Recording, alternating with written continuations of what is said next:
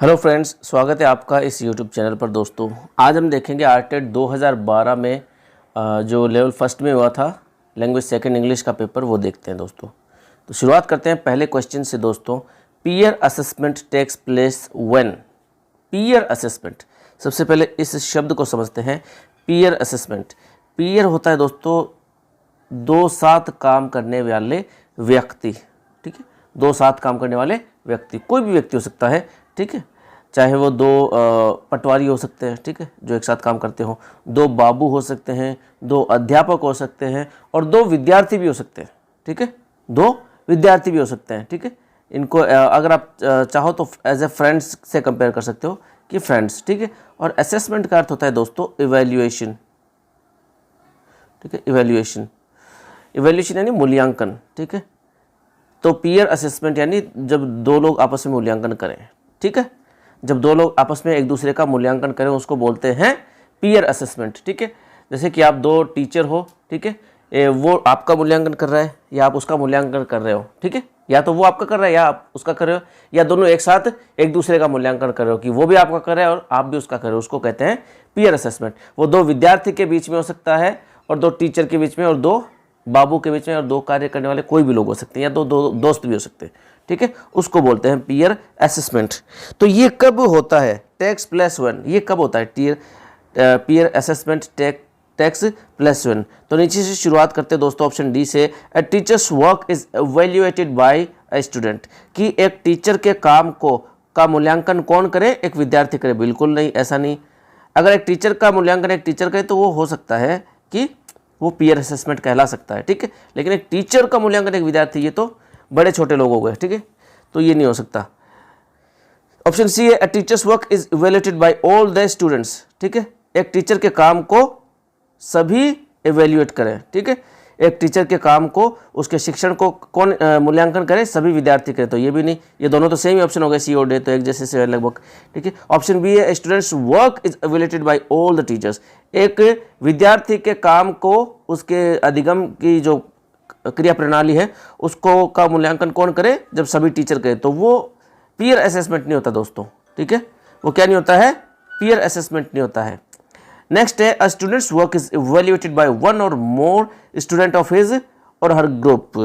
ये ऑप्शन है एकदम सही है दोस्तों, कि a students work is evaluated, एक विद्यार्थी के काम का मूल्यांकन किया जाता है। किसके द्वारा? विद्यार्थी के द्वारा, एक या एक से ज्यादा विद्यार्थियों के द्वारा।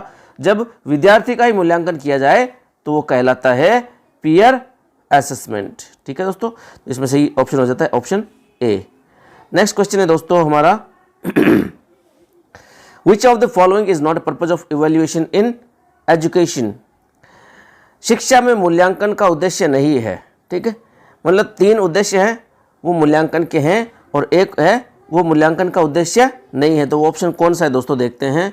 मूल्यांकन का उद्देश्य क्या नहीं है? ठीक है, इन चार ऑप्शन में से तीन उद्देश्य मूल्यांकन के हैं और एक नहीं है। जो एक नहीं है वो हमें ढूंढना है। असेसमेंट ऑफ अटेनमेंट, कि किसी व्यक्ति ने या किसी विद्यार्थी ने क्या प्राप्त किया है उसका मूल्यांकन करना।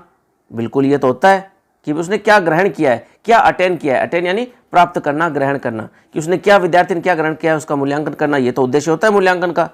नेक्स्ट है measurement of the value of teaching methods, कि शिक्षण विधियों का जो है मेजरमेंट किया जाए। ठीक है, शिक्षण विधियाँ कितनी कारगर है, इनका मूल्यांकन किया जाता है।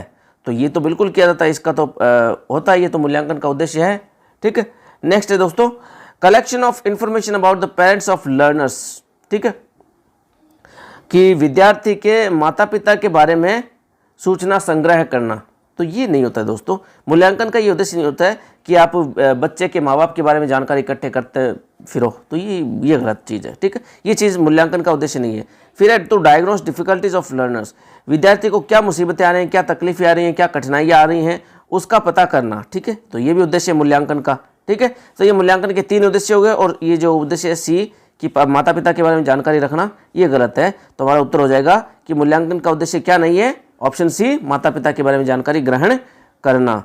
नेक्स्ट क्वेश्चन देखते हैं दोस्तों, a good language proficiency test, एक अच्छा भाषाई दक्षता टेस्ट। ठीक है, भाषा को जांचने का, भाषाई दक्षता यानी आप किसी पर्टिकुलर लैंग्वेज में कितने दक्ष हैं, वो पर्टिकुलर लैंग्वेज, वो विशेष लैंग्वेज आपको कितनी आती है, चाहे वो हिंदी हो या इंग्लिश हो, कोई भी लैंग्वेज, ठीक है, वो आपको कितनी आती है, उसमें दक्षता हासिल करना, ठीक है। तो वो उसका भी एक टेस्ट होता है, लैंग्वेज प्रोफिशिएंसी का टेस्ट होता है। तो ये कह रहा है कि एक अच्छे भाषाई दक्षता टेस्ट की में क्या होता है, तो देखते हैं क्या होता है क्या नहीं होता है। Is entirely made up of only one type of questions, गलत बात है। ये कह रहा है कि एक अच्छे भाषाई टेस्ट में सिर्फ एक ही प्रकार के सवाल होते हैं, गलत बात है। एक अच्छे भाषाई टेस्ट में दोस्तों हर प्रकार के सवाल होते हैं, हर प्रकार के। तो ये और ये कह रहा है कि सिर्फ एक ओनली वन टाइप ऑफ, नहीं एक प्रकार का नहीं होता है।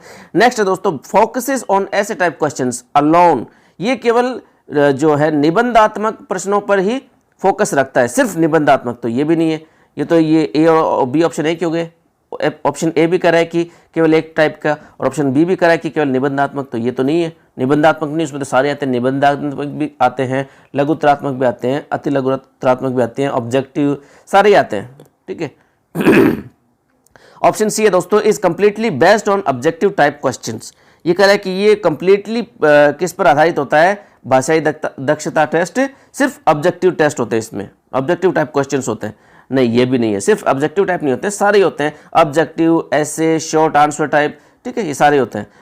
ऑप्शन डी कह रहा है कि it is a combination of objective, short answer type and ऐसे टाइप क्वेश्चंस। बिल्कुल सही बात है, एकदम सही बात है कि एक अच्छा भाषाई टेस्ट जो होता है, भाषाई दक्षता टेस्ट, उसमें क्या होते हैं, उसमें हर प्रकार के क्वेश्चन होते हैं, उसमें ऑब्जेक्टिव भी होता है, उसमें शॉर्ट आंसर टाइप होता है, उसमें ऐसे टाइप होता है, यानी ऑब्जेक्टिव टाइप और अति लघुत्रात्मक और निबंधात्मक। तो अपना उत्तर हो जाएगा ऑप्शन डी। नेक्स्ट क्वेश्चन देखते हैं दोस्तों कि a remedial teaching syllabus should be based on, क्या बोलते हैं उसको, उपचारात्मक शिक्षण का सिलेबस किस पर आधारित होना चाहिए, उपचारात्मक शिक्षण का सिलेबस किस पर आधारित होना चाहिए। ऑप्शन ए है the teachers impression of language difficulties, ठीक है, कि टीचर को लैंग्वेज डिफिकल्टीज क्या है उस पर आधारित होना चाहिए, कि टीचर को भाषा में क्या दिक्कत है, क्या कठिनाई। नहीं, ये तो बात ही नहीं, ये तो बकवास बात है। टीचर को क्या दिक्कत होगी, अगर टीचर को दिक्कत हुई तो फिर वो टीचर ही नहीं होगा, अगर उस भाषा में उसको प्रॉब्लम है तो। ये गलत ऑप्शन है। ये कह रहा है कि students interest in learning a language, विद्यार्थी का भाषा सीखने की जो रुचि है उस पर आधारित होना चाहिए, नहीं उस पर नहीं होता ये।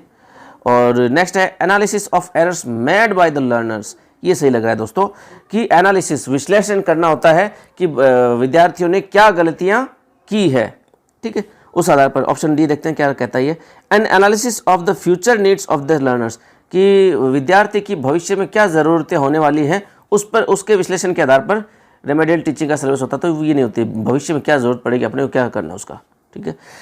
तो ये है कि बच्चा क्या गलती करता है उसका विश्लेषण करके रेमेडियल टीचिंग का सिलेबस बनाया जाता है, कि भैया इस बच्चे को जो है टेंस में दिक्कत है, या इसको फ्रेजल वर्ब में दिक्कत है, या इसको प्रेपोजिशन में दिक्कत है, इसको पार्ट ऑफ स्पीच में दिक्कत है, इसको लिटरेचर में दिक्कत है, इसको ग्रामर में इस पार्ट में दिक्कत आ रही है। तो उस हिसाब से इसका सिलेबस तैयार किया जाता है दोस्तों, ठीक है, कि भैया इसको सिर्फ टेंस में दिक्कत है तो उसको टेंस ही पढ़ाया जाता है, ठीक है। गलतियाँ किस में कर रहा है, टेंस में कर रहा है तो टेंस पढ़ाओ, उसी को रेमेडियल टीचिंग कहते हैं। नेक्स्ट दोस्तों देखिए कि remedial teaching pays greater attention to students who, मतलब उपचारात्मक शिक्षण वो ज़्यादा ध्यान किस पर देता है, किन विद्यार्थियों पर देता है। Pays greater attention to students, किन विद्यार्थियों पर जो है रेमेडियल टीचिंग ज़्यादा ध्यान देता है, ठीक है। आर प्रोफिशिएंट इन इंग्लिश, ठीक है, जो इंग्लिश में दक्ष हों, अगर इंग्लिश में दक्ष होगा तो उनको उपचारात्मक शिक्षण की ज़रूरत ही क्या भाई, गलत बात है। Are likely to go abroad, जो विदेश जाना चाहते हैं, ये भी बकवास है, विदेश जाने का क्या मतलब है। हैव फॉलन बिहाइंड अदर्स, ये भी सही है दोस्तों। देखते हैं डी क्या कहता है, are irregular in attending class, जो क्लास अटेंड करने में इरेग्युलर रहते हैं, जो क्लास, नहीं ये नहीं, ऑप्शन सही नहीं दोस्तों, इसका ऑप्शन सही है हैव फॉलन बिहाइंड अदर्स, जो दूसरे लोगों से पीछे रह जाते हैं ना, ठीक है, उनके लिए क्या रहती है, रेमेडियल टीचिंग उनके लिए होती है, ठीक है। रेमेडियल टीचिंग किन के लिए होती है दोस्तों, जो औरों से पीछे रह जाते हैं, समझिए। तो हमारा ऑप्शन सही हो जाएगा ऑप्शन सी। नेक्स्ट क्वेश्चन है दोस्तों कि which one of the following is not an important principle of language teaching, इनमें से कौन सा जो है भाषा शिक्षण का महत्वपूर्ण सिद्धांत नहीं है, ठीक है। तीन सिद्धांत है, option A B C D में से तीन सिद्धांत है जो भाषा शिक्षण के महत्वपूर्ण सिद्धांत है, लेकिन एक सिद्धांत है जो भाषा शिक्षण का महत्वपूर्ण सिद्धांत नहीं है। वो देखते हैं कौन सा है दोस्तों, कि ऑप्शन ए है the student should learn a language by doing it. विद्यार्थियों को भाषा को किस प्रकार से सीखना चाहिए, करके सीखना चाहिए, बाय डूइंग इट। बिल्कुल सही बात है। कोई भी चीज़, जो सिर्फ भाषा की बात नहीं दोस्तों, कोई भी काम हो दुनिया में वो आप करने से ही सीख सकते हो, उसके प्रैक्टिकल नॉलेज से ही आप उसको सीख सकते हो। ठीक है, थ्योरेटिकल नॉलेज आपने ले लिया, लेकिन ऐसा नहीं है कि आप सिर्फ थ्योरी के नॉलेज से आप सीख जाओगे। ठीक है, आपने सीख लिया कि गिटार कैसे बजाते हैं, हारमोनियम कैसे बजाते हैं, पियानो कैसे बजाते हैं, ठीक है, बिजली का काम कैसे होता है, मशीन कैसे ठीक करते हैं, इसका आपने थ्योरेटिकल नॉलेज ले लिया। लेकिन क्या आप थ्योरी के नॉलेज पे आप उन बिजली के नंगे तारों में हाथ डाल दोगे? कभी नहीं डालोगे दोस्तों, और डालोगे तो आप मूर्ख हो, है ना। आपको उसका प्रैक्टिकल नॉलेज होना चाहिए। You should do it. ठीक है, पहले आपको इसको करके देखना चाहिए। You should try it before doing it, before actually doing it. ठीक है, रियल में करने से पहले आपको इसकी कोशिश करनी चाहिए, आपको इसको करके देखना चाहिए। ठीक है, तो करके सीखना चाहिए। ये सिद्धांत तो बड़ा इंपॉर्टेंट है लैंग्वेज लर्निंग का। नेक्स्ट है the students should proceed from the concrete to abstract. ये भी सही है कि आपको क्या है, मूर्त से अमूर्त सीखना चाहिए। ठीक है, कोई भी चीज़ मूर्त है, पहले बच्चों को मूर्त चीज़ें सिखाओ, फिर उसको अमूर्त चीज़ें सिखाओ। ठीक है, जो बच्चा जानता है, यानी कि नॉन टू अननोन, जो उसे उसकी जानकारी में है, जो उसे दिखाई देती है, यानी मूर्त से अमूर्त चीज़ें उसको सिखाओ। ठीक है, जैसे कि पहले आप उसको अगर मीनिंग सिखा रहे हो तो पहले उसको कुर्सी का मीनिंग सिखाओ, क्योंकि कुर्सी उसने देखी है। पहले उसको पंखे का मीनिंग बताओ कि FAN फैन। एप्पल का मीनिंग बताओ, क्योंकि उसने एप्पल देखी है। समझ रहे हो? इस प्रकार के मीनिंग्स आप उसको सिखाओ। आप उसको शुरू में जाते ही बता दो कि सोल यानी आत्मा, तो वो क्या सीखेगा? वो बच्चा है वो। ठीक है, पहले उसको जो जानता है वो चीज़ें सिखाओ। समझ रहे हो? इसको बोलते हैं कंक्रीट टू एब्स्ट्रैक्ट। नेक्स्ट है दोस्तों कि the teacher should try to motivate the learners. शिक्षक को क्या करना चाहिए? विद्यार्थियों को मोटिवेट करना चाहिए। मोटिवेट तो बिल्कुल करना चाहिए, ऑब्वियसली बात है। तो ये तीनों हैं, ये महत्वपूर्ण जो है थ्योरी है, महत्वपूर्ण प्रिंसिपल है, सिद्धांत है भाषा शिक्षण के। लेकिन ऑप्शन डी है ये महत्वपूर्ण नहीं दोस्तों। ये कहता है कि the teacher should always tell jokes in the classroom. शिक्षक को हमेशा जोक्स सुनाने चाहिए अपनी क्लास में। ये तो बकवास ऑप्शन है दोस्तों। हमेशा सुनाएगा तो फिर पढ़ाएगा कब वो, है ना। हमेशा नहीं सुनानी चाहिए, कभी कभी उसको जोक्स सुना दे तो कोई बात नहीं, लेकिन हमेशा सुनाएगा तो फिर काम कैसे चलेगा। तो हमारा उत्तर इसमें हो जाता है ऑप्शन डी। भाषा शिक्षण के दोस्तों और भी कई सिद्धांत है, जैसे अपना ये एक हो गया कि लर्निंग बाय डूइंग, यानी करके सीखना। प्रिंसिपल ऑफ मोटिवेशन का सिद्धांत, अभिप्रेरणा का सिद्धांत। प्रिंसिपल ऑफ को रिलेशन विद लाइफ, जिंदगी के साथ सह संबंध करते हुए चलना, सह संबंध करते हुए पढ़ाना। यानी बच्चों को ऐसी चीज़ें पढ़ाएं, ऐसी बातें करते हुए पढ़ाना जो उन्होंने देखी है, जो उनकी ज़िंदगी में हैं। ठीक है। प्रिंसिपल ऑफ ड्रिल या हैबिट फॉर्मेशन, उनको हैबिट फॉर्मेशन के सिद्धांत से किसी चीज़ की आदत है, ठीक है ना, आप बार बार उनको बुलवा के किसी चीज़ की ड्रिलिंग करवा के आप उनको, ड्रिलिंग यानी बार बार बुलवाना। ठीक है, जैसे ड्रिल मशीन होती है ना जो खड्डा खोदती है, ठीक है, कील गाड़ने के लिए, ठीक है, जो खड्डा बनाती है, एक स्थान बनाती है ताकि कील चली जाए, उसको ड्रिल मशीन बोलते हैं। ठीक है, तो वो ड्रिल मशीन दीवार में बार बार चलने से एक खड्डा बन जाता है। ठीक है, तो उसी प्रकार आप विद्यार्थियों को बार बार वो ड्रिल करवाएंगे ना कि आई हैव टू गो या I am going to market, तो आप उसको सिखा सकते हो चीज़ें, उसको बोलते हैं ड्रिलिंग या habit formation. Principle of proceeding from concrete to abstract, हमने देख लिया कि मूर्त से अमूर्त चीज़ें होना। तो इसका उत्तर हो गया दोस्तों ऑप्शन डी। नेक्स्ट क्वेश्चन है दोस्तों हमारा कि the correct order of teaching language skills. ठीक है, ये दोस्तों फर्स्ट लैंग्वेज में भी आया था लेवल फर्स्ट में, जो हमने पिछला वीडियो देखा था। तो इसका करेक्ट ऑर्डर मैंने आपको सुबह बता दिया था। इसका करेक्ट ऑर्डर क्या है? LSRW। लैंग्वेज सीखने का सबसे करेक्ट ऑर्डर क्या है? LSRW। बच्चा पहले भाषा को सीखेगा कि उसके घर वाले क्या बोल रहे हैं, फिर बच्चा उनको इमिटेट करेगा। बच्चा क्या करेगा? उनको इमिटेट करेगा, उन शब्दों की नकल करेगा, फिर उनको नकल करते उनको बोलेगा। ठीक है ना, चा चा चा चा, ता ता ता ता, का पापा, इस प्रकार से वो बोलते धीरे धीरे फिर एक दिन भाषा बोलने सीख जाता है। ठीक है, तो पहले वो सुनता है, फिर नकल करके बोलता है, फिर वो जब स्कूल जाता है तो उसको टीचर लिख के दिखाता है कि देखो ये डंडी, डंडी के ऊपर डंडा, फिर ये कै बन गया इस प्रकार से। ठीक है, तो इस आकृति को क्या बोलते हैं? कै। ठीक है, इस आकृति को बोलते हैं ख, इस आकृति को बोलते हैं ग। वो पहले लिख के सिखाएगा, ठीक है। तो वो पढ़ना सीखेगा कि भाई इस आकृति को क्या बोलते हैं, क बोलते हैं, इस आकृति को ख बोलते हैं, इस आकृति को ग बोलते हैं। वो पहले पढ़ना सीखेगा, फिर वो इन अक्षरों की खुद प्रैक्टिस करेगा कि ये क है, इस प्रकार से उस पर पट्टी पर ये बढ़ता चलाता है बार बार, ठीक है। लिखने की प्रैक्टिस करेगा। तो ये चीज़ क्या होती है दोस्तों, इसका क्रम क्या रहता है, LSRW। तब देखते हैं कि प्रश्न में कहाँ पर LSRW दे रखा है दोस्तों। तो सबसे पहले देखो लिसनिंग देखना है मेरे को, ठीक है। L for listening, S for speaking, R for reading, W for writing, ठीक है। तो सबसे पहले लिसनिंग देखना है। इसमें लिसनिंग नहीं, ये गलत हो गया, इसमें भी नहीं है, ये भी गलत हो गया, इसमें है और इसमें। लिसनिंग के बाद में क्या आएगा, स्पीकिंग आएगा दोस्तों। तो इसमें रीडिंग दे रखा है तो ये गलत हो गया। फिर हमारा सही उत्तर क्या हो गया, option C, listening, speaking, reading and writing. Next question देखते हैं दोस्तों कि one of the task of the teacher in communicative language teaching is to, यानी एक शिक्षक का CLT के अंदर, कम्युनिकेटिव लैंग्वेज टीचिंग के अंदर मेथड है ये, इसके अंदर क्या काम रहता है एक टीचर का, ठीक है। तो देखते हैं ऑप्शन डी से शुरू करते हैं। Send progress report to the learners parents, उसके माँ बाप को प्रोग्रेस रिपोर्ट भेजना, नहीं, ये मेन काम नहीं है उसका, ठीक है। फिर सी है provide suitable classroom to the learners, ये भी ठीक है, क्लासरूम तो होना चाहिए सूटेबल। फिर देखते हैं मतलब इनमें बेहतर ऑप्शन कौन है। कई बार ऐसा होता है दोस्तों, ऑप्शन क्वेश्चन ऐसा आ जाता है कि 2 या 3 ऑप्शन आपको सही लगते हैं, ठीक है, लेकिन उसमें आपको सबसे बढ़िया ऑप्शन ढूंढना है कि सबसे एकदम फिट कौन सा बैठ रहा है। तो इसमें ये भी सही है कि सूटेबल क्लासरूम तो होना ही चाहिए। और determine the language needs of the learner, ये भी सही है, ये भी सही लग रहा है, ये भी सही लग रहा है। कि collect information about unsocial backgrounds, उसका जो गैर सामाजिक वातावरण है उसके बारे में जानकारी इकट्ठा करना, ये बकवास ऑप्शन है दोस्तों। सामाजिक या गैर सामाजिक जानकारी इकट्ठा करके क्या कर लोगे आप, ठीक है, कि वो किस बैकग्राउंड से है, तो ये बकवास है। और ये प्रोग्रेस रिपोर्ट भेजना, ये भी गलत है। ये कह रहा है कि अब 2 ऑप्शन है दोस्तों कि बच्चे की भाषा की ज़रूरतें क्या है वो डिटरमाइन करना, वो पहचानना, समझ रहे। और एक ये कह रहा है कि उसको सूटेबल क्लासरूम देना। तो सूटेबल क्लासरूम ऑप्शन ठीक है, लेकिन सबसे जो ठीक ऑप्शन है वो है ऑप्शन बी दोस्तों, determine the language needs of the learner, कि बच्चे की भाषा की ज़रूरतें क्या हैं, उसे क्या चीज़ नहीं आ रही है, उसे भाषा में क्या चीज़ चाहिए, वो उसको प्रोवाइड करना, ठीक है। मान लो वो आप उनको कन्वर्सेशन करवा रहे हो, ठीक है, इसमें अलग अलग प्रैक्टिस होती है, रोल प्ले होता है, ठीक है, और ग्रुप डिस्कशन होता है, अलग अलग इसमें होता है, टास्क होते हैं, ठीक है। उन टास्क के दौरान अगर बच्चे को कोई सेंटेंस बनाना नहीं आ रहा है तो आप उसको वो सेंटेंस बना के बता सकते हो। कोई मीनिंग नहीं आ रहा है, वो पूछ सकता है, तो आप उसको वो मीनिंग बता सकते हो, ठीक है। तो उसकी लैंग्वेज नीड को पूरी करना, उसकी जो भाषा की ज़रूरत है उसको पूरी करना, ये मुख्य इसका उद्देश्य होता है दोस्तों, ठीक है। ये क्या टास्क रहता है इसमें CLT में, determine the language needs of the learners. सही उत्तर हो गया ऑप्शन बी।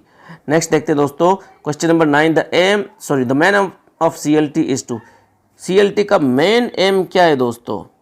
CLT का मेन एम है दोस्तों, ऑप्शन देखते हैं, encourage learners to speak like native speakers of English. बिल्कुल भी ज़रूरी नहीं है, बिल्कुल भी ज़रूरी नहीं है। अगर आप बोल लेते हो नेटिव स्पीकर की तरह, नेटिव स्पीकर यानी मातृभाषी, ठीक है, जैसे कि हम किस भाषा के मातृभाषी हैं, हम हिंदी भाषा के मातृभाषी हैं, ठीक है, यानी हमारी मातृभाषा क्या है, हिंदी है, ठीक है। हम हिंदी के क्या है, नेटिव स्पीकर हैं, हम जन्म से बोलते हैं, वो हमारी मातृभाषा है, ठीक है।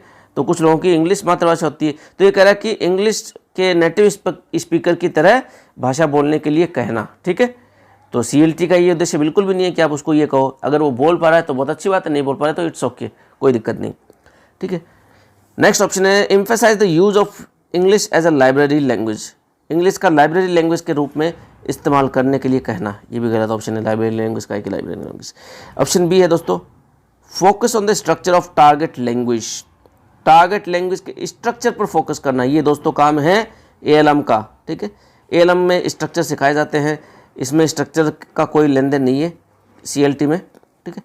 नेक्स्ट है option A, provide communicative competence to learners, उसको किस चीज़ में दक्ष बनाना, कम्युनिकेटिव वार्तालाप की दक्षता उसको प्रदान करना बच्चे को। कौन सी दक्षता, ऑप्शन ए सही है इसमें, उसको कौन सी दक्षता देना, भाषाई दक्षता, वार्तालाप की दक्षता देना, उसे कम्युनिकेटिव कॉम्पिटेंस देना बच्चे को, ठीक है। ये काम होता है CLT का, मेन उद्देश्य होता है कम्युनिकेटिव कॉम्पिटेंस डेवलप करना, वार्तालाप की कॉम्पिटेंस है, एबिलिटी है, योग्यता है उसके अंदर पैदा करना कि वो टारगेट लैंग्वेज में बात कर सके, इस प्रकार की योग्यता उसके अंदर भरना, इस प्रकार की योग्यता उसके अंदर पैदा करना। कंपिटेंस यानी दोस्तों दक्षता या योग्यता। ठीक है, नेक्स्ट देखिए दोस्तों question number 10, a healthy approach to a language learners errors requires the teacher should. A healthy approach to language learners errors requires. ठीक है, हेल्दी अप्रोच क्या होता है? एक बच्चा कोई किसी भाषा को सीख रहा है, ठीक है, और वो गलतियां करता है, गलतियां ना करे, इसका एक सही तरीका क्या हो सकता है? ठीक है, टीचर को क्या करना चाहिए अगर कोई बच्चा गलती करता है, ठीक है, और वो चाहता है कि इस बच्चे को अच्छी तरह से समझाया जाए, मतलब एक हेल्दी इन्वायरमेंट रखते हुए उसको समझाया जाए, बताया जाए, तो किस प्रकार से वो समझा सकता है बच्चे को? तो दोस्तों देखते हैं option A, condemn the errors, की गलतियों की निंदा करना। बच्चे ने कोई गलती की, उसकी निंदा करना गलत बात है, निंदा कभी भी नहीं करनी चाहिए। बच्चे ने गलती कर दी, इट्स ओके, कोई बात नहीं, आगे से ध्यान रखना। ठीक है, ये कहता है कि look upon the errors as a feedback to the teacher. ठीक है, गलतियों का फीडबैक देते हुए चलना सही है। ये कह रहा है पनिश तो नहीं, पनिश तो बिल्कुल भी नहीं, पनिश का कोई काम ही नहीं है। पनिशमेंट सरकार ने बंद कर दिया है दोस्तों आरटी के तहत। ठीक है, पनिशमेंट नहीं दे सकते आप बच्चों को। नेक्स्ट है option D, completely ignore the errors. Completely तो एरर इग्नोर नहीं कर सकते आप गलतियों को, कि वो गलती करते फिर वो सीखेगा क्या? ठीक है, तो ये ऑप्शन भी गलत है दोस्तों। इसमें सही ऑप्शन क्या है? Look upon the errors as a feedback to the teacher. ठीक है, फीडबैक के तौर पे देखना गलतियों को, समझ रहे हो, उसको गलतियों को गलती ना मान करके, ठीक है, उसको समझाते हुए चलना, मतलब कि भैया ये गलती है लेकिन कोई बात नहीं, आइंदा ध्यान रखना। नेक्स्ट दोस्तों question, the total number of consonants in English is. अंग्रेजी भाषा में टोटल कॉन्सोनेंट कितने होते हैं दोस्तों? टोटल कॉन्सोनेंट यानी व्यंजन। ठीक है, कॉन्सोनेंट को बोलते हैं व्यंजन। तो दोस्तों टोटल अल्फ़ाबेट होते हैं इंग्लिश ट्रांसक्रिप्शन लैंग्वेज में। ठीक है, टोटल आईपी कितने होते हैं?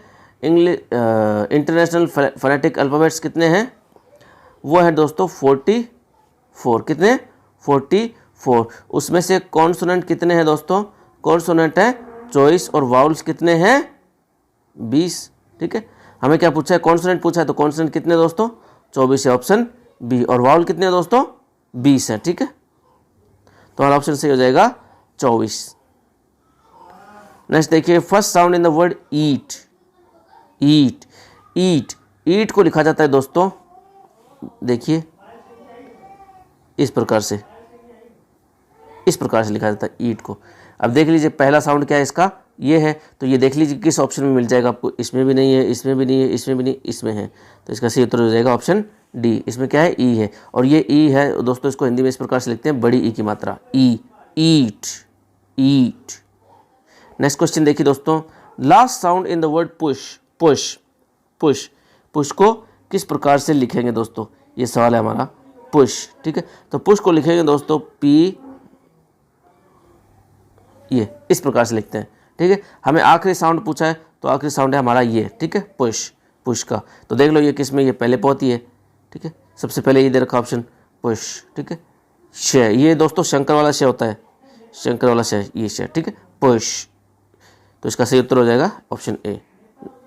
नेक्स्ट क्वेश्चन देखिए दोस्तों कि विच of the following is the correct transcription of the word wide. Wide का होता है दोस्तों WAID, ये इसका फोनेटिक ट्रांसक्रिप्शन होता है। देख लीजिए किसमें, ये ऑप्शन है, ये देखो ऑप्शन ए में है ये। ठीक है, नीचे से देख रहा था मैं, तो इसमें हमें किस में मिला? ये ऑप्शन ए में है, इसका फोनेटिक ट्रांसक्रिप्शन होता है वाइड। वाइड, ये दोस्तों डिप्थोंग है, आई।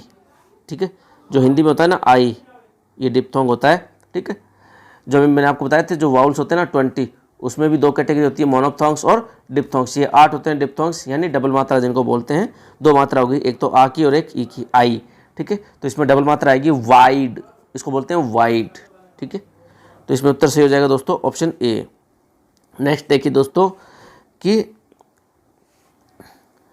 Pick out the correct transcription of the word books. Books को कैसे लिखेंगे? ठीक है दोस्तों, बुक्स, बुक्स को लिखते हैं दोस्तों BUKS, इस प्रकार से इसको बुक्स को लिखते हैं अपन। ठीक है, तो देखिए किसमें ये ऑप्शन दे रखा है, जिसमें लास्ट में Z दे रखा है दोस्तों, वो तो वैसे ही गलत हो गए। ठीक है, Z मैंने लिखा ही नहीं है, इसमें क्या है लास्ट में S आएगा दोस्तों। तो ये किसमें दे रखा है? इसमें डबलो दे रखा है, डबलो कुछ होता ही नहीं है दोस्तों। इसमें क्या है? ऑप्शन सी सही है। ठीक है, तो इसका ट्रांसक्रिप्शन क्या हो जाएगा, ऑप्शन सी। नेक्स्ट देखिए दोस्तों, the model could in the sentence so students could progress in there acquisition means. दोस्तों ये सवाल आया था 2012 में लेवल फर्स्ट में, ठीक है, इंग्लिश सेकंड लैंग्वेज में। तो ये इस सवाल को दोस्तों गलत साबित किया गया था माध्यमिक शिक्षा बोर्ड के द्वारा, क्योंकि उसमें दोनों ही ऑप्शन सही हैं। देख ये कह रहा है कि इसमें ऑप्शन दोनों सही है, बी और सी दोनों सही हैं, ठीक है, बी भी सही है और सी भी सही है। देखते हैं ए सही क्यों नहीं है। ये कह रहा है कि ये सवाल क्या है, so students could progress in there acquisition, ताकि, इसका मैं आपको हिंदी अनुवाद करके बता रहा हूँ, ताकि विद्यार्थी अधिग्रहण में तरक्की कर पाएँ, ताकि विद्यार्थी अधिग्रहण में तरक्की कर पाएँ, ठीक है। ये वाक्य क्या कह रहा है, ताकि विद्यार्थी अधिग्रहण में, ठीक है, भाषा अधिगम में या भाषा अधिग्रहण में तरक्की कर पाएँ, ठीक है, इन देयर एक्विजिशन। यहाँ पर लैंग्वेज लिखा नहीं दोस्तों, लेकिन मैं आपको समझाने के लिए बोल रहा हूँ, ठीक है, ताकि विद्यार्थी अधिग्रहण में तरक्की कर पाएँ, ये इसका अर्थ होता है हिंदी अनुवाद। अब ये ऑप्शन ए कह रहा है दोस्तों कि स्टूडेंट्स एक्चुअली प्रोग्रेस्ड इन, विद्यार्थियों ने वाकई में प्रोग्रेस की, नहीं वाकई में नहीं की। ये कह रहा है कि विद्यार्थी तरक्की कर पाएँ, अगर ऐसा करेंगे तो विद्यार्थी ताकि तरक्की कर पाएँ, तो नहीं कर पाए, ऐसा कुछ नहीं लिखा इसमें कि कर पाएँ। ऑप्शन डी क्या कह रहा है, it was not necessary for students to progress in, ये विद्यार्थियों के लिए ज़रूरी नहीं था कि वो प्रोग्रेस करें, नहीं, ये भी नहीं कर रहा है। ये क्या कह रहा है, students had the permission, students को परमिशन थी प्रोग्रेस करने की, सही है। इट वाज पॉसिबल भी था कि वे प्रोग्रेस कर पाए, तो दोनों ऑप्शन सही होने के कारण ये प्रश्न डिलीट हुआ था दोस्तों। इसमें बी भी सही और डी भी सही है। नेक्स्ट देखते हैं दोस्तों कौन सा सही है, द वेल्डिंग लिखा है, वेडिंग है दोस्तों, ठीक है, the wedding has been put of यानी एक बार के लिए, एक समय के लिए कैंसिल कर देना, उसको टाल देना, ठीक है। The wedding has been put off until December, शादी को दिसंबर तक के लिए टाल दिया गया है। तो पुट ऑफ का मतलब क्या है यहाँ पर दोस्तों, पोस्टपोन, ठीक है, क्या मतलब है, पोस्टपोन। कैंसिल मतलब नहीं है दोस्तों, कैंसिल का मतलब तो वो फिर दोबारा कभी नहीं होगा, ठीक है। जैसे कि इस साल हमने घूमने का प्लान बनाया था लेकिन वो कैंसिल हो गया, ठीक है, कैंसिल हो गया मतलब अब इस साल तो हम कम से कम घूमने नहीं जाएंगे, ठीक है, इस साल हम घूमने अब नहीं जाएंगे, वो हमने कैंसिल कर दिया। लेकिन अगर कहें कि हमने इस साल हमने घूमने का प्रोग्राम तो बनाया था लेकिन वो हमने पोस्टपोन कर दिया, पोस्टपोन कर दिया मतलब हम जाएंगे ज़रूर, ठीक है, पोस्टपोन यानी उसकी तारीख आगे सरका दी है, ठीक है। जैसे कि अभी रीट की तारीख जो है वो पोस्टपोन हुई है, वो कैंसिल नहीं हुई है। अगर कैंसिल होती तो ये रीट की परीक्षा ही कैंसिल हो जाती है, ठीक है, कैंसिल नहीं हुई, वो पोस्टपोन हो गई। कैंसिल क्या हुआ था दोस्तों, पटवारी का एग्जाम कैंसिल हो गया था, ठीक है, पटवारी का एग्जाम जो हुआ था ना अभी, जो होने वाला था, सॉरी, ठीक है, कुछ जनवरी में हो रहा था, पता नहीं क्या, मेरे को याद नहीं आ रहा है, तो वो कैंसिल ही हो गया था वो एग्ज़ाम, ठीक है। अब वो कैंसिल एग्ज़ाम आगे होगा तो वो एग्ज़ाम की डेट पोस्टपोन हुई थी और एग्ज़ाम कैंसिल हो गया था, ठीक है। पटवारी का क्या हुआ था कि पटवारी का एग्ज़ाम कैंसिल हो गया था और डेट पोस्टपोन हो गई थी। और फिक्स अप यानी फिक्स करना, और ब्रॉड फॉरवर्ड यानी आगे लाना, तो इसका सही उत्तर क्या होगा दोस्तों, पोस्टपोन। नेक्स्ट है दोस्तों, an elegy is a poem, elegy के बहुत क्वेश्चन आते थे उस वक्त यार, बड़ा ही आसान सवाल आता था। देखते हैं क्या कहता है।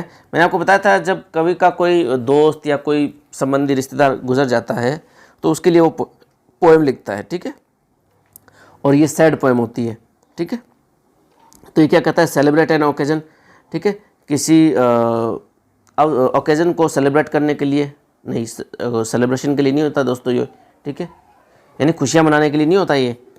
In the praise of God, भगवान की तारीफ में भी नहीं होता है, ठीक है, भगवान की तारीफ में आप जो है सोनेट लिख सकते हो खुदा की तारीफ में, लेकिन एलिजी नहीं होती है। To give expression to our love for someone, ठीक है, अपने प्यार के लिए, अपने प्यार के लिए कुछ व्यक्त करना, कुछ लिखना, ये भी नहीं है। ये कहा in the memory of someone who has died, कोई मर गया उसके लिए लिखना, ये होता है दोस्तों, ठीक है, कोई मर गया उसके लिए लिखते हैं तो उसको क्या बोलते हैं, एलिजी। तो इसका ऑप्शन सी हो जाएगा डी। नेक्स्ट क्वेश्चन देखते हैं दोस्तों, अ सोनेट कंटेंस, सोनेट में होती है दोस्तों 14 लाइन, सोनेट में कितनी होती है, 14 लाइन होती है दोस्तों। और सोनेट कितने प्रकार की होती है, सोनेट होती है दोस्तों 2 प्रकार की, कितने प्रकार की, 2 प्रकार की। एक तो होती है इंग्लिश सोनेट, ठीक है, इंग्लिश या शेक्सपियरियन, ठीक है, पहली सोनेट कौन सी होती है, इंग्लिश या शेक्सपियरियन। दूसरी होती है दोस्तों मिल्टोनिक सोनेट, दूसरी कौन सी होती है, मिल्टोनिक सोनेट, या इसको बोलते हैं दोस्तों इटालियन सोनेट, मिल्टोनिक या इटालियन सोनेट बोलते हैं दोस्तों इसको, ठीक है। या फिर इसको एक नाम और उसका है, मेरे को याद नहीं आ रहा है दोस्तों, हाँ, पेट्रार्कन सोनेट, ठीक है, पेट्रार्कन सोनेट इसको बोलते हैं, एक पेट्रार्कन सोनेट। ठीक है, तो दो प्रकार की सोनेट होती है दोस्तों, एक तो होती है इंग्लिश और शेक्सपियरियन, और दूसरी होती है दोस्तों मिल्टोनिक, इटालियन और पेट्रार्कन। तीनों एक ही नाम है दोस्तों। ठीक है, अलग अलग पोएम नहीं है ये, एक ही पोएम के तीन नाम है, मिल्टोनिक या इटालियन या पेट्रार्कन। अब इंग्लिश में क्या होता है दोस्तों, इंग्लिश में भी 14 लाइन होती है और मिल्टोनिक में भी 14 लाइन होती है। इंग्लिश में क्या होता है, 4-4 लाइन के 3 जोड़े होते हैं। ठीक है, और लास्ट में 2 लाइन का एक हीरोइक कपलेट होता है। ठीक है, ये 3 क्वार्ट्रेंस होते हैं, इनको बोलते हैं 3 क्वार्ट्रेंस। ठीक है, ये 4 लाइनों के 3 स्टेंजा होते हैं, जोड़े होते हैं। ठीक है, और एक लास्ट में 2 लाइनों का हीरोइक कपलेट होता है, 2 लाइनों का एक दोहा होता है। ठीक है, इसको बोलते हैं इंग्लिश सोनेट या शेक्सपियरियन सोनेट। और मिल्टोनिक में क्या होता है दोस्तों, 8 लाइन का एक स्टेंजा होता है, इसको बोलते हैं ऑक्टेव। ठीक है, और 6 लाइनों का एक जोड़ा होता है, इसको बोलते हैं सेस्टेट। ठीक है, ये कहलाती है मिल्टोनिक सोनेट। ठीक है दोस्तों, नेक्स्ट देखते हैं कि all the dialogues in a drama contains the thoughts and feelings of. बहुत ही गजब का सवाल है, बहुत ही ट्रिकी क्वेश्चन है दोस्तों। ठीक है, आपने उसमें उत्तर अगर आप इसको पढ़ोगे तो सबसे पहले आप इसको लिखोगे द ऑथर, लेकिन ये गलत है दोस्तों। ऑथर के विचार नहीं होते हैं, वो ऑथर के विचार नहीं होते हैं, लेखक के विचार नहीं होते हैं। किसी ड्रामा में हम देखते हैं, ठीक है, किसी मूवी में हम देखते हैं ना कि वो हीरो इस प्रकार के एक्शन करता है, कोई भी काम करता है। वो एक्शन का मतलब यहाँ पे कोई मार धाड़ से नहीं है मेरा, ठीक है। एक्शन से मतलब कोई भी काम करता है, वो कोई भी डायलॉग बोलता है, कोई भी बात बोलता है, कोई भी विचार करता है वो उस फिल्म के अंदर या उस नोवेल के अंदर या उस ड्रामा के अंदर, तो वो विचार उस लेखक के नहीं होते हैं, उस डायरेक्टर के नहीं होते हैं, उस कहानी लिखने वाले लेखक के नहीं होते हैं। वो विचार होते हैं दोस्तों उस किरदार के। ठीक है, वो किरदार सोच रहा होता है, वो किरदार है वो खुद सोच रहा होता है। ठीक है, जैसे कि एक फेमस सॉलिलोक्वी है, to be not to be, to be और नॉट टू बी, फेमस, बहुत ही फेमस सॉलिलोक्वी है। ठीक है, यह है हैमलेट की। इसके बारे में क्वेश्चन आता है अक्सर कि ये किसने लिखी, ये लाइन किसकी है। ठीक है, तो उसमें ऑप्शन शेक्सपियर भी आता है दोस्तों। ठीक है, लेकिन उसमें शेक्सपियर उत्तर नहीं होता है दोस्तों। क्यों? क्योंकि वो लाइंस किसकी हैं, शेक्सपियर का नोवेल है हैमलेट, और हैमलेट का ही किरदार है हैमलेट नाम से, उसके डायलॉग्स हैं ये हैमलेट के। ठीक है, हैमलेट के डायलॉग हैं, तो ये इसमें उत्तर हमेशा सही क्या होता है, हैमलेट होता है दोस्तों, इसमें शेक्सपियर कभी नहीं होता है। ठीक है, नेक्स्ट, तो इसका उत्तर क्या हो जाएगा दोस्तों, कैरेक्टर्स। वो जो किरदार होता है उसके विचार होते हैं, वो उसकी भावनाएं होती हैं। ठीक है, वो रोता है तो वहाँ पर वो डायरेक्टर नहीं रो रहा है, वो ऑथर नहीं रो रहा है, वो राइटर नहीं रो रहा है, ना ही वो लेखक रो रहा है, वो दोस्तों वो जो किरदार है, पर्टिकुलर किरदार है, वो रो रहा है। नेक्स्ट दोस्तों पोएम है, पोएम देखते हैं। I have seen dawn and sunset on moors and windy hills. Moors, moors बोलते हैं दोस्तों मैदान को, खुला मैदान। ठीक है, घास वाला मैदान। I have seen dawn, dawn यानी दोस्तों सूर्य उदय, डॉन DAWN, डॉन यानी सूर्योदय, सनसेट यानी सूर्य अस्त। ठीक है, और मूर्स यानी मैदान, विंडी यानी हवादार पहाड़ियाँ, हवादार पहाड़ियाँ, हिल्स यानी पहाड़ियाँ, हवादार पहाड़ियाँ। Coming in solemn beauty like slow and old tunes of Spain. Coming in solemn, coming in solemn, solemn यानी गंभीर, गंभीर बोल सकते हो। I have seen the lady April bringing the daffodils, daffodils एक फूल का नाम है दोस्तों। Bringing the springing grass and the soft warm April rain. I have heard the song of blossoms and the old chant of the sea, chant यानी गीत। And seen strange lands from under the arched white cells of sheep, but the loveliest things of beauty God ever has showed to me are her voice and her hair and eyes and the dear red curve of her lips. ये poem है दोस्तों John Mansfield की, John Edward Mansfield की है। इस poem का नाम है दोस्तों ब्यूटी, खूबसूरती। ठीक है, खूबसूरती या खूबसूरत। ठीक है, ब्यूटी, ब्यूटी पोएम है जो लिखी है जॉन मैसफील्ड ने दोस्तों। इस दोस्तों रोमांटिक, ये एक रोमांटिक पोएम है दोस्तों। इसमें वो अपनी जो बिलवड है, बिलवड यानी उसकी प्रेमिका है, उसका कंपैरिजन करता है वो नेचर द्वारा प्रदत्त जितनी भी चीज़ें हैं। ठीक है, नेचर द्वारा क्रिएट की गई जितनी भी चीज़ें हैं, जितने भी उपहार हैं, प्रकृति द्वारा प्रदत्त जितने भी उपहार हैं, उनसे मुकाबला करता है, उनसे कंपैरिजन करता है और कहता है कि प्रकृति तूने जितने भी तोहफे दिए ना, उनमें सबसे खूबसूरत तोहफा है मेरी महबूबा। इस प्रकार से वो कंपैरिजन करता है। उसे सबसे खूबसूरत उसकी महबूबा लगती है। वो कहता है कि उसने सुबह देखी है, उसने शाम देखी है, उसने इस धरती का हर एक भौगोलिक वातावरण देखा है, हर एक भौतिक आधार देखा है, उसने पहाड़ियाँ देखी है, उसने मैदान देखे हैं, उसने फूल देखे हैं, उसने घास उगते हुए मैदान देखे हैं, उस कवि ने देखे हैं, ठीक है। उसने कई गीत सुने हैं, उसने उगते हुए फूलों के भी गीत सुने हैं, है ना, और समुद्र में गाए जाने वाले गीतों को भी उसने सुना है, और इसके अलावा उसने कई सारी धरतियों की सैर की है ना, बोट पर बैठकर अलग अलग जगह घूमा है वो, और हर प्रकार की चीज़ उसने देखी है। लेकिन प्रकृति, मैं तुझे बात बताता हूँ, इन सारी चीज़ों से जो भी तूने दिया है, फूल, गुलाब, धरती, आसमान, जितनी भी चीज़ें हैं, गीत, इन सभी चीज़ों में सबसे जो खूबसूरत है वो है मेरी महबूबा। उसके बाल, उसकी आवाज़, उसकी आँखें, उसके होठ बड़े ही खूबसूरत है। उसके जादुई बाल, है ना, गुलाब की पंखुड़ियों जैसे उसके होठ, लाल लाल उसके होठ, बहुत खूबसूरत है। दोस्तों, ये मैंने आपको शॉर्ट में पोएम बताई है। तो ये कह रहा है कि इसमें से अब कुछ क्वेश्चन देखते हैं हम, क्या कहता है ये क्वेश्चन। ये कह रहा है कि like slow old tunes of Spain is an example, ठीक है। Like slow old tunes of Spain is an example. दोस्तों, आपको हमेशा, मैंने अभी देखा है 3-4 मैंने आपको पेपर करवा दिया, हमेशा सिमिली या मेटाफर का एक क्वेश्चन जरूर आ रहा है, ठीक है। आरटेट में अभी तक सिमिली का क्वेश्चन जरूर आता है, ठीक है। तो दोस्तों, मैंने आपको बता के तंग आ गया हूँ कि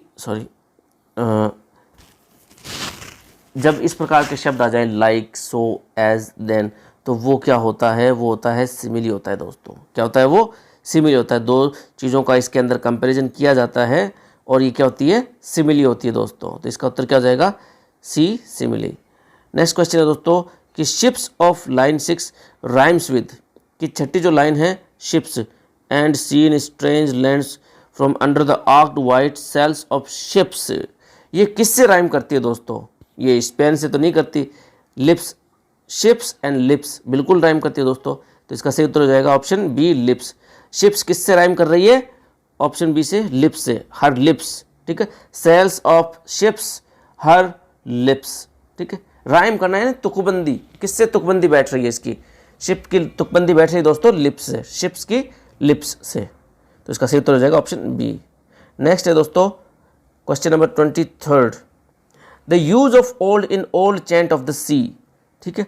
ओल्ड चैंट ऑफ सी में किस चीज़ का इस्तेमाल हुआ है, ओल्ड चैंट ऑफ सी में किस चीज़ का इस्तेमाल हुआ है, कि the chant was popular in the past, नहीं, पॉपुलर वगैरह कोई बात नहीं की उसने, कि वो कुछ पॉपुलर, वो गीत पॉपुलर था, ऐसा कुछ नहीं है, ये ऑप्शन तो नहीं है। कि the sea is no longer young, कि समुद्र अब जवान नहीं रहा, ये भी गलत बात है, ऐसा भी नहीं कहा कवि ने, ठीक है। The chant has been there for a long time, वो गीत काफ़ी समय से बज रहा है वहाँ पर, वो गीत काफ़ी समय से गाया जा रहा है, ठीक है, ये बात ज़रूर कवि ने कही है, ठीक है।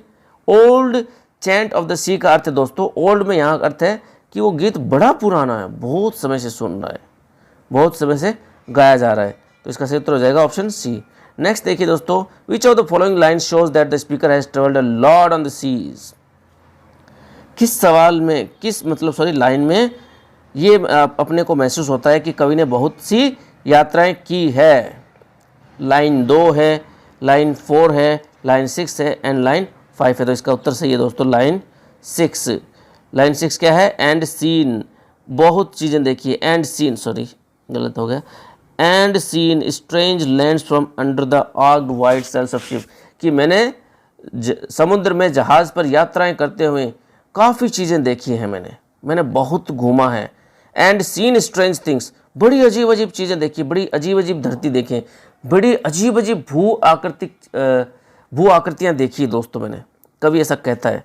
तो ये भी पूछ रहा है कि ऐसा किस लाइन में लग रहा है, किस स्टेंजा में लग रहा है कि कवि ने समुद्र में बहुत यात्रा की है। तो ऐसा लग रहा है दोस्तों लाइन 6 में, ऑप्शन सी सही है, ठीक है। नेक्स्ट क्वेश्चन देखते हैं दोस्तों क्या है। क्वेश्चन नंबर 25 है कि the most beautiful thing God has shown to the speaker in the poem is, जो सबसे खूबसूरत चीज़ जो भगवान ने उसको दिखाई है या दी है वो क्या है। इस कवि में किस चीज़ को कवि सबसे खूबसूरत बता रहा है? नेचर को तो नहीं बता रहा है, सीधी सी बात है, ना तो लेडी अप्रैल को बता रहा है, वो किसको बता रहा है? अपनी महबूबा को बता रहा है दोस्तों, कि मैंने हर जगह घूमा हूँ, हर जगह में गया हूँ, मैंने प्रकृति द्वारा प्रदत्त हर एक उपहार देखे हैं, फूल, बगीचे, धरती, आसमान, ठीक है, पहाड़ियाँ, हवादार पहाड़ियाँ, खुले मैदान, घास वाले मैदान, हर चीज़ देखा है, लेकिन उनमें सबसे खूबसूरत है मेरी महबूबा। ठीक है, ज़रा तस्वीर से निकल के आ मेरी महबूबा। तो इसमें ऑप्शन सी हो गया, ऑप्शन बी हिज बिलवड, उसकी बिलवड जो है वो सबसे खूबसूरत लगती है उसको। नेक्स्ट देखते हैं दोस्तों क्या है, इसमें पैराग्राफ है दोस्तों, ये पैराग्राफ पढ़ लेते हैं पहले। क्या कहता है ये पैराग्राफ? ये कहता है कि there have been immense advances in technology in most aspects of people's lives. ठीक है, ये कह रहा है कि टेक्नोलॉजी में बहुत ज़्यादा तरक्की हो चुकी है। ठीक है, टेक्नोलॉजी में बहुत तरक्की हुई है, इंसानों की ज़िंदगी में बहुत फ़र्क आया है, specially in the field of education. और ख़ास तौर पर अगर शिक्षा की बात करें तो उसमें टेक्नोलॉजी ने बहुत तरक्की की है दोस्तों। ये कह रहा है कि नाउ इट इज़, आजकल या इन दिनों, now it is an increasing number of students rely on computers, rely on यानी डिपेंड, भरोसे रहते हैं, निर्भर रहते हैं। आजकल बहुत सारे विद्यार्थी किस पर डिपेंड रहते हैं? कंप्यूटर में पर निर्भर रहते हैं अपनी शिक्षा के लिए, अपने ज्ञान के लिए, for their knowledge. Moreover, इसके अलावा, इसके अतिरिक्त, ठीक है, इसके अलावा computers have been helping some students, computer कुछ विद्यार्थियों को मदद भी कर रहे हैं। ठीक है, इसके अलावा कंप्यूटर कुछ विद्यार्थियों की मदद भी कर रहे हैं, किस चीज़ में? To progress in their studies. ठीक है, पढ़ाई में उनकी मदद भी कर रहे हैं, कि पढ़ाई में वे लोग तरक्की करें, इस चीज़ में कंप्यूटर उनकी मदद भी कर रहे हैं विद्यार्थियों की। ठीक है, quicker than they did in a traditional classroom. ठीक है, एक पारंपरिक क्लासरूम के बजाय कंप्यूटर विद्यार्थियों की काफ़ी ज़्यादा मदद कर पा रहे हैं। इन द सेम क्लासरूम, उसी क्लासरूम में students have different intellectual capacities. ठीक है, इस क्लासरूम में जो है विद्यार्थियों की अलग अलग जो है बौद्धिक क्षमताएं भी होती हैं, इसलिए some would be tied to a slow advance in their studies because of others' inability to move at a faster pace। ठीक है, हर बच्चे का जो क्लास में कई सारे बच्चे होते हैं दोस्तों। ठीक है, कोई तेज़ पढ़ता है, कोई तेज़ नहीं पढ़ता है, कोई सीखने में होशियार होता है, ठीक है, कोई जल्दी ग्रहण कर लेता है, कोई नहीं कर पाता है, तो अलग अलग प्रकार के होते हैं। तो जो धीमा स्टूडेंट होता है, जो स्लो स्टूडेंट होता है, उसकी वजह से जो फास्ट स्टूडेंट होता है दोस्तों, उसको नुकसान होता है, वो पीछे रह जाता है उसकी वजह से, है ना। ये लाइन ये कह रही है। So students could progress in their acquisition of knowledge at their own pace using computers instead of learning from teachers। तो इसके लिए सबसे बढ़िया तरीका क्या है दोस्तों, कि जिसकी जो स्पीड है वो इस हिसाब से सीख ले। इसका सबसे बढ़िया तरीका है कि वे लोग कंप्यूटर से पढ़ें। ठीक है, कंप्यूटर से पढ़ेंगे तो जो धीमा पढ़ने वाला है वो अपनी गति से चलेगा, जो फास्ट सीखने वाला है, तेज़ी से सीखने वाला है, वो अपने खुद की गति से चलेगा दोस्तों, समझ रहे हो। एज ए रिजल्ट, परिणाम स्वरूप, some people believe the role of teacher will now become less and less important in the future. ठीक है, परिणाम स्वरूप कुछ लोगों का ये मानना है कि शिक्षक की भूमिका है वो बहुत कम हो जाएगी, समझ रहे हो, भविष्य में शिक्षक का कोई मतलब नहीं रहेगा। हाउएवर, फिर भी the presence of a teacher is essential for students. फिर भी मैं तो ये कहूँगा कि शिक्षक की उपस्थिति विद्यार्थी के लिए बहुत ज़्यादा ज़रूरी है, क्योंकि the human contact influences them in A positive way. क्योंकि एक मानव स्वभाव, मानव का उपस्थित रहना, उसके लिए एक टीचर का उपस्थित रहना, ठीक है, बहुत ज़्यादा प्रभाव डालता है विद्यार्थी के जीवन पर, बजाय कंप्यूटर या रोबोट के। ठीक है, वो रोबोट से पढ़ता है या कंप्यूटर से पढ़ता है, तो और उसकी बजाय वो टीचर से पढ़ता है, तो वो ज़्यादा प्रभावशाली रहते हैं बच्चे के लिए।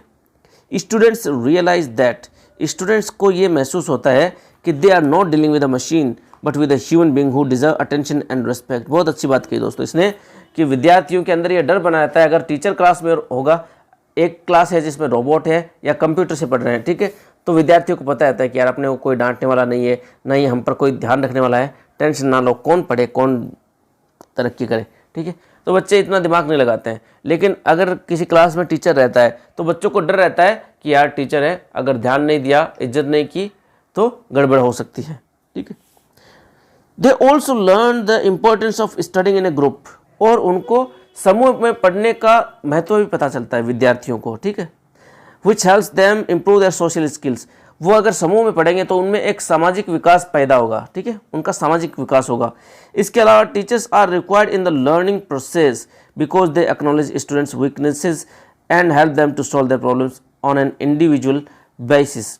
इसके अलावा टीचर की ज़रूरत रहती है अधिगम प्रक्रिया में, क्योंकि वे जानते हैं एक विद्यार्थी की क्या कमजोरियां होती हैं, क्या उसकी खासियत होती है। ठीक है, उनके पास जो भी समस्या, उन विद्यार्थियों की जो भी समस्या होती है उनको हल कर सकता है एक शिक्षक। ठीक है, तो इसका दोस्तों उत्तर देखते हैं, सॉरी क्वेश्चन देखते हैं क्या क्वेश्चन पूछा अगले ने कि द लॉजिकल, अरे यार एक, हाँ, the word therefore the at the beginning of the 5th sentence of the first paragraph indicates therefore, ये दोस्तों कह रहा है ना, मैं बताता हूँ आपको, एक सेकेंड दीजिए मेरे को आप। Moreover, computers have been helping some students to progress in their studies quicker than they did in traditional classroom। ठीक है, ट्रेडिशनल क्लासरूम में वे धीमी गति से सीखते थे और इसमें वे लोग थोड़े तेज़ी से सीख पाएंगे।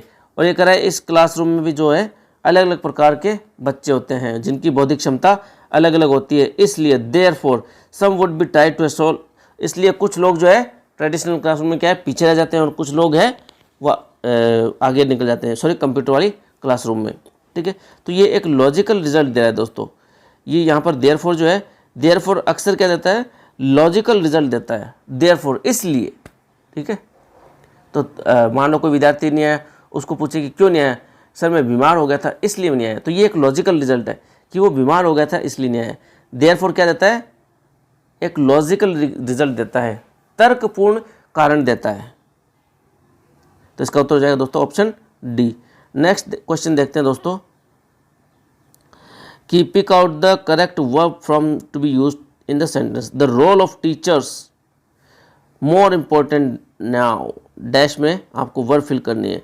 द रोल ऑफ टीचर्स, दोस्तों जब भी ऑफ आ जाए, ठीक है, ऑफ के इधर भी नाउन रहती है और इधर भी नाउन रहती है, और यहाँ पर आपको वर्ब पूछी जाती है, तो यहाँ पर जो वर्ब आएगी ना दोस्तों वो इस नाउन के अकॉर्डिंग आएगी, ना कि इसके अकॉर्डिंग। ठीक है, ऑफ से पहला जो शब्द है, ठीक है, जैसे कि इसमें है द रोल, रोल क्या है ये आपको पहचाननी है कि रोल क्या है, सिंगुलर है कि प्लूरल है। भूमिका, अगर रोल की जगह रोल्स होता, रोल्स, तो वो तो क्या होता है, प्लूरल होता, लेकिन यहाँ पर रोल लिख रखा है तो रोल क्या है, सिंगुलर है, तो यहाँ पर वर्ब भी क्या आएगी, सिंगुलर। तो इंग्लिश में आपको पता है कि सिंगुलर सब्जेक्ट होगा तो सिंगुलर वर्ब आएगी, सिंगुलर और प्लूरल सब्जेक्ट होगा तो प्लूरल वर्ब आएगी। तो यहाँ पर सिंगुलर वर्ब ढूंढनी दोस्तों।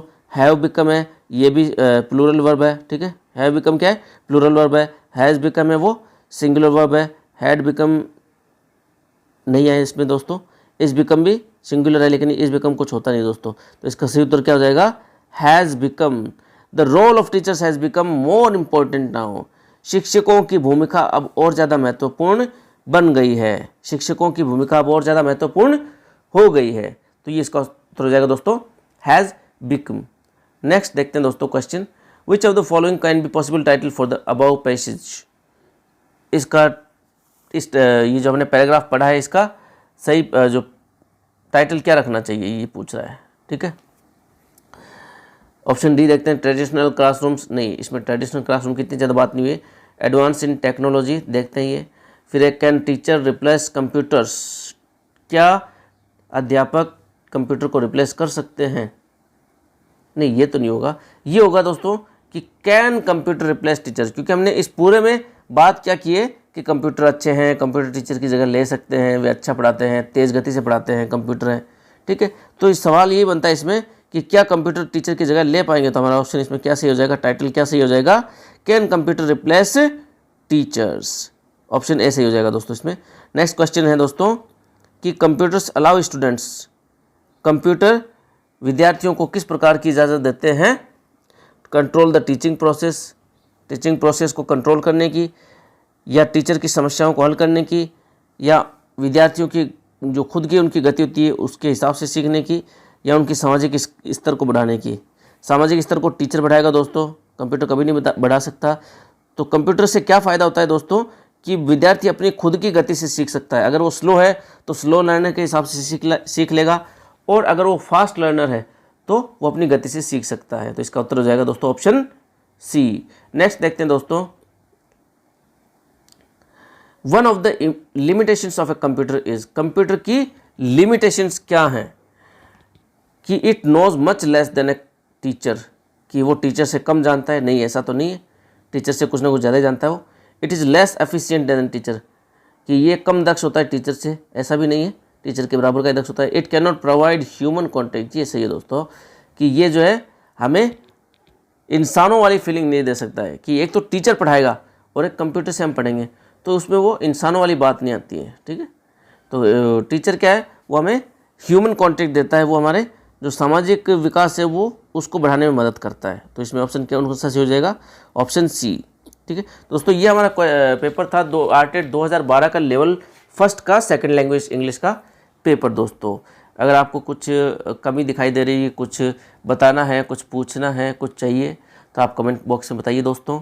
एंड शेयर करते रहिए, लाइक करते रहिए वीडियो को, सब्सक्राइब कीजिए चैनल को अगर सब्सक्राइब नहीं किया है तो। And thank you very much दोस्तों।